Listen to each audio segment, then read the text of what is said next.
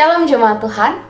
Bapak Ibu Saudara, waktu saya dulu pernah pelayanan di Ambon, saya sempat diajak oleh seorang rekan untuk mengunjungi satu pantai.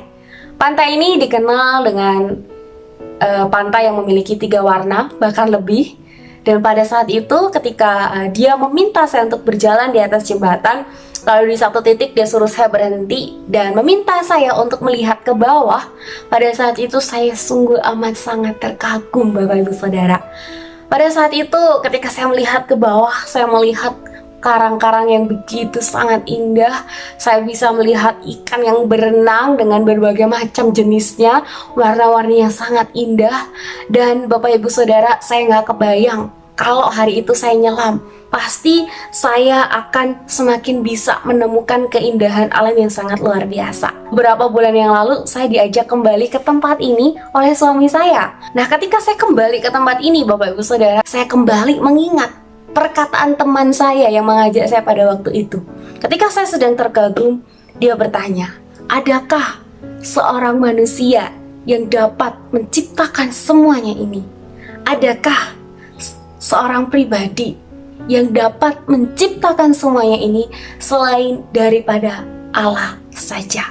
Bapak Ibu Saudara, pada saat saya dapat kembali menyaksikan Allah melalui alam semesta, pada saat saya kembali dapat menikmati Dia melalui ciptaannya, pada saat yang sama juga saya kembali disadarkan bahwa saya adalah ciptaan Tuhan juga.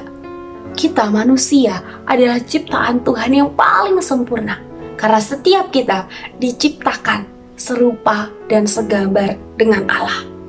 Dan tentu ketika Tuhan menciptakan setiap kita, ada satu tujuan, yaitu agar kita dapat memuliakan Dia dan menikmati Dia.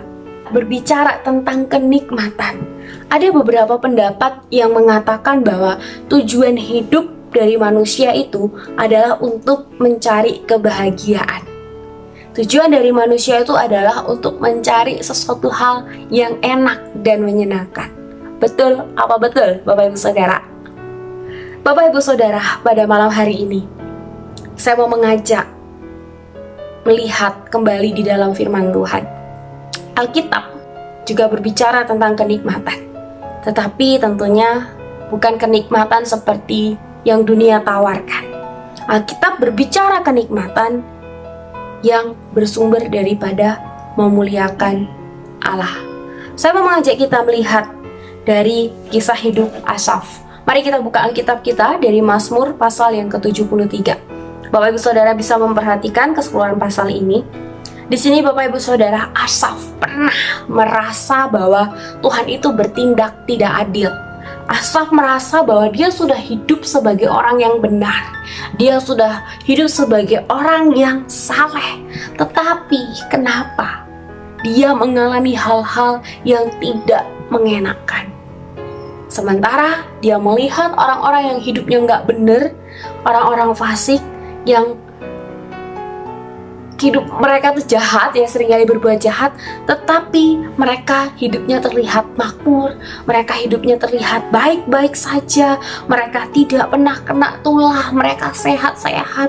Dan oleh karena itu Bapak Ibu Saudara, Asaf bertanya, mengapa dia hidup begitu menderita? Bapak Ibu Saudara, mungkin kita pernah mengalami seperti yang Asaf alami, atau mungkin saat ini kita sedang mengalami apa yang sudah dialami oleh Asaf. Mungkin Bapak Ibu Saudara, saat ini kita sedang mempertanyakan Tuhan. Kita mungkin udah gak sanggup lagi menjalani kehidupan kita yang penuh dengan pergumulan. Beban hidup kita ini terlalu berat. Kita gak tahu harus berbuat apa, dan mungkin kita sudah berada di dalam titik terendah. Tapi lihat Bapak Ibu Saudara, Asaf sekalipun pernah mengalami hal yang tidak mengenakan tadi, dia dapat kembali menemukan tujuan hidupnya, yaitu memuliakan Tuhan. Maka di saat itulah Asaf dapat kembali menikmati Tuhan sekalipun kondisinya masih berat. Perhatikan ayat yang ke-25 sampai ayat yang ke-28 Bapak Ibu Saudara. Asaf di situ mengatakan, siapa gerangan ada padaku di surga selain engkau? Selain engkau tidak ada yang kuingini di bumi. Sekalipun dagingku dan hatiku habis lenyap, gunung batuku dan bagianku tetaplah Allah selama-lamanya.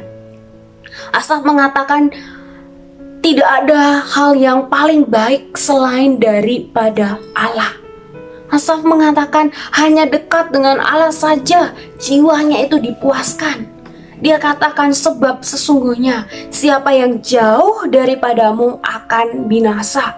Tetapi aku suka dekat pada Allah. Aku menaruh tempat perlindunganku pada Tuhan, supaya aku dapat menceritakan pekerjaannya.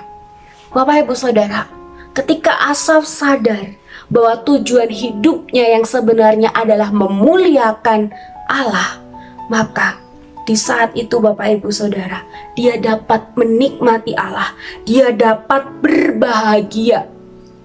Karena hal yang terpenting yaitu adalah Allah. Kita puas karena kita memiliki Allah Bapak Ibu Saudara. Bukan hanya berkat-berkatnya saja. Kita puas karena kita memiliki Allah. Dan lebih daripada itu Bapak Ibu Saudara, Allah sudah memberikan dirinya untuk setiap kita. Itulah Bapak Ibu Saudara, kenapa kita bisa menikmati Dia. Karena kita sudah memiliki yang terbaik. Allah bagi kita dan kita bagi Allah. Kita di dalam Allah dan Allah di dalam kita. Kita tundukkan kepala, kita berdoa. Tuhan, kami sungguh berbahagia malam hari ini karena kami boleh diberkati oleh firman-Mu. Dan biarlah ya Tuhan, kami boleh senantiasa bersukacita di dalam Tuhan melewati setiap musim kehidupan kami. Karena kami punya Allah yang tidak pernah sedetik pun meninggalkan setiap kami. Tuntun setiap kami ya Tuhan, dan ajar setiap kami untuk selalu bersandar kepada Tuhan. Di dalam tangan-Mu kami serahkan kehidupan setiap kami. Di dalam nama-Mu ya Tuhan, kami berdoa, kami mengucap syukur. Amin.